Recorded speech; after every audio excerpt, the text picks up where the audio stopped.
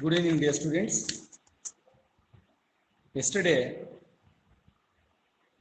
we discussed John Dryden's An Essay on Dramatic Poesy.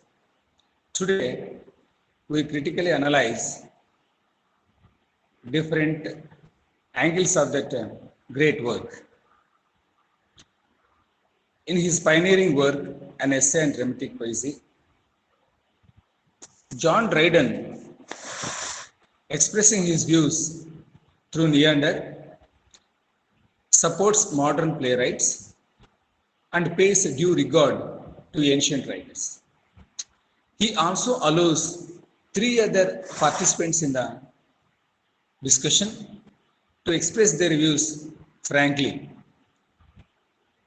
And this work, An Essay on Dramatic Poesy, is the beginning of comparative criticism and paves way for the successive critics to analyze the present works in comparison with ancient works. John Dryden clearly elaborates his views with illustrations in support of modern playwrights, and as well as he also supports both blank verse and rhyme in plays. When we analyze this work in a clinical fashion, we come across various aspects with regard to the assessment of work of arts. So John Dryden's dramatic poesy, also known as dramatic poetry, is an expression of several major critical positions of the time. So this is an essay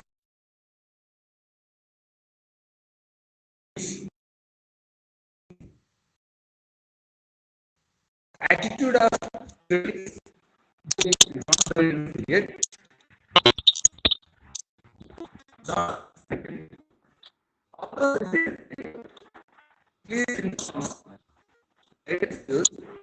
It also expresses views with regard to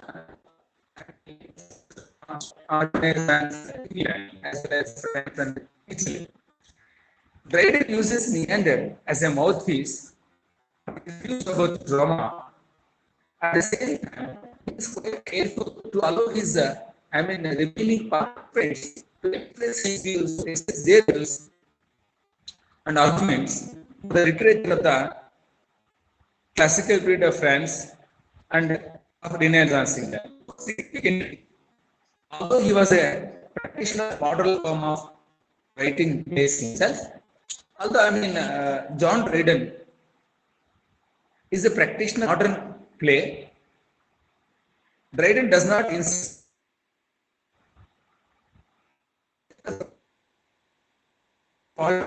simply because they did not relate to the methods of composition that his own age venerated. John Dryden simply opposed the methods adopted by ancients. So the methods of his generation differ from methods adopted by the ancients. There will be variation in methods between the modern and ancients, but John Dryden doesn't find fault with the ancients and he adopts modern way of dealing with plays. For example, he does not adopt the views of the more stringent critics whose insistence on slavish adherence to the rules derived from Aristotle had led to a narrow definition for greatness among playwrights. You see, and even he has not viewed the works of other writers keeping in mind ancient stringent norms. So he is quite flexible while assessing the works of others.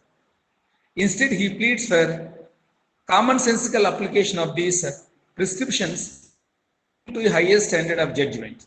So, what is required is, while adhering to the norms established by the ancient writer, he also urges to exhibit common sense while viewing the great works.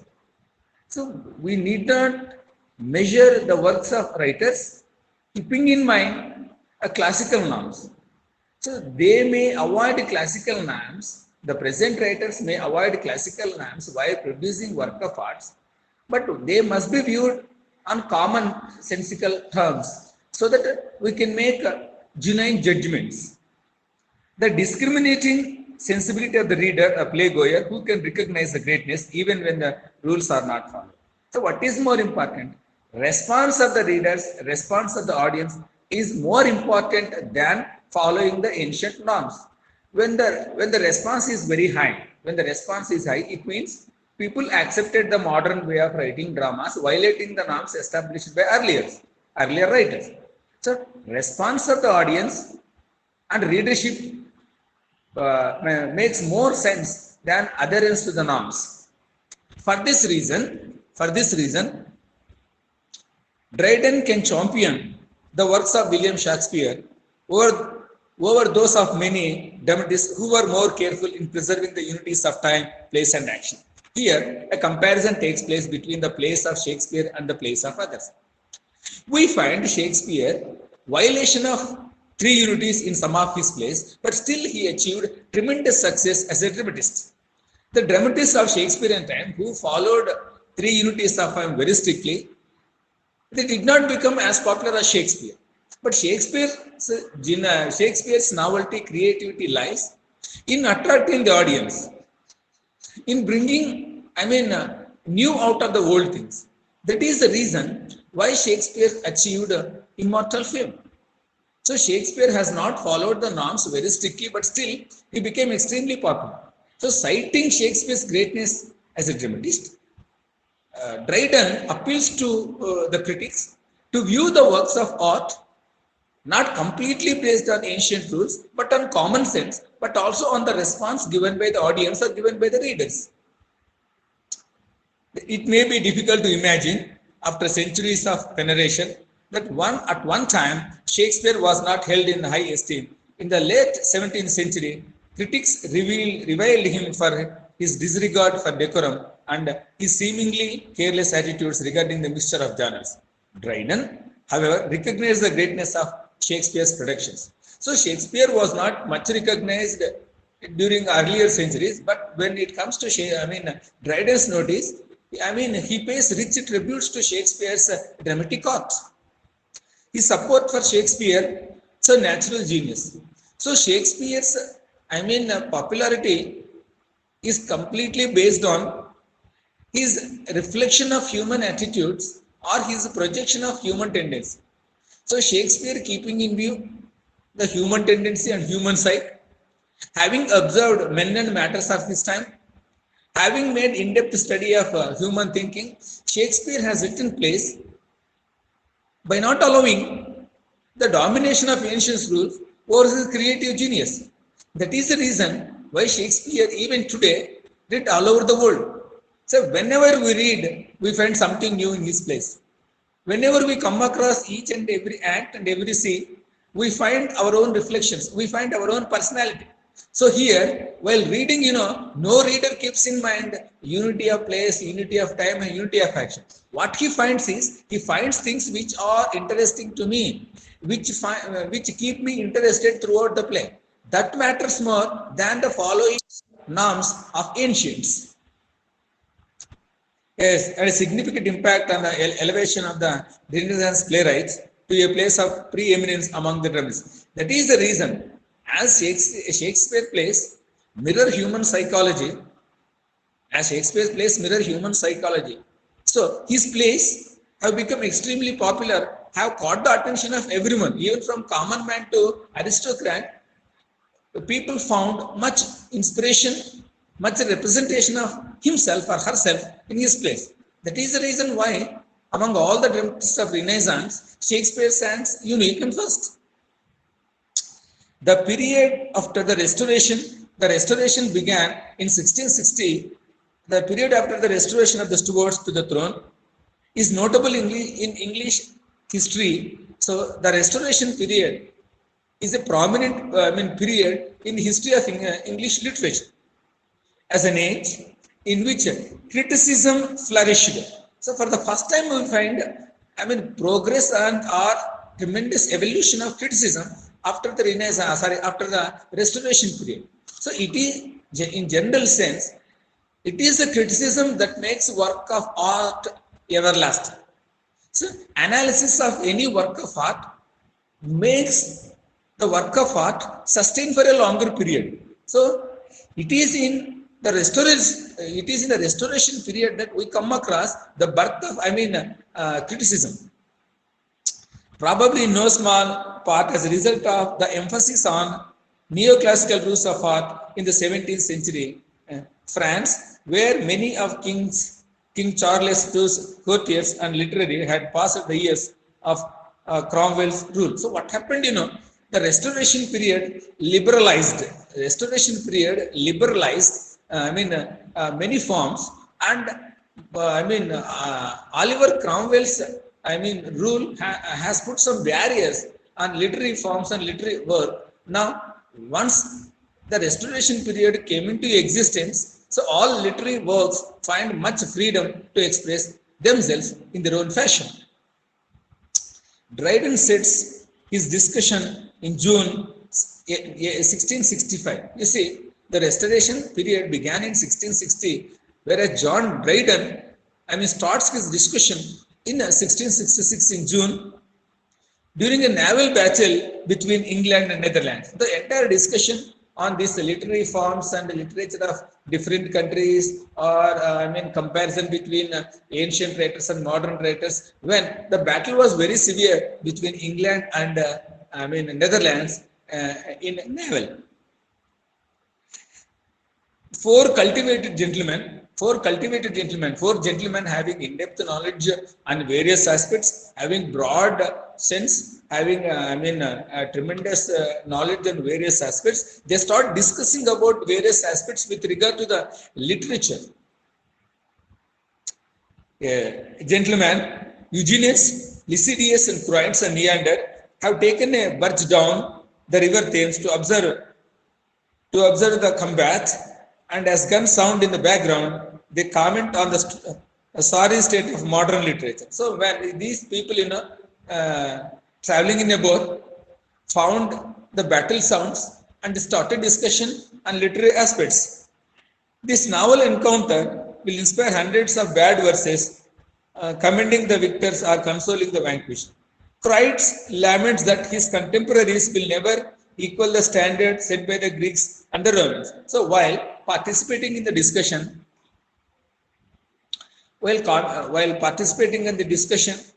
in an elaborate manner, Crites says, so the contemporary writers did not match with the ancient writers because the writings of ancients were more classical, were more, moral oriented than the contemporary writers. Here we find Crites strongly supporting the ancient writers and their works. Then Eugenius more optimistic. So when we come across the views of Eugenius, we can clearly understand that he is quite optimistic in his views, and he knows what he wants to say. Then disagrees and suggests that they pass the remainder of the day debating the relative merits of the classical and modern literature. But Eugenius wants to bring a comparison and contrast between ancient writers and modern writers. So once the comparison takes place, then only it is easy for us to judge who is good and who is bad, and who is great and who is unpopular. Unless we make comparison, we cannot come to a conclusion. So here what we understand is, so Eugenius is quite optimistic, and he wants debate should be done in a genuine manner, so that we come across the merits of ancients and the merits of the moderns, and we can easily assess flaws we find in ancients as well as in moderns. He proposes that Crites choose only one literary genre for comparison and initiate the discussion. And he also says, Eugenius also says, so Crites has taken only one form of literature for comparison and started the discussion.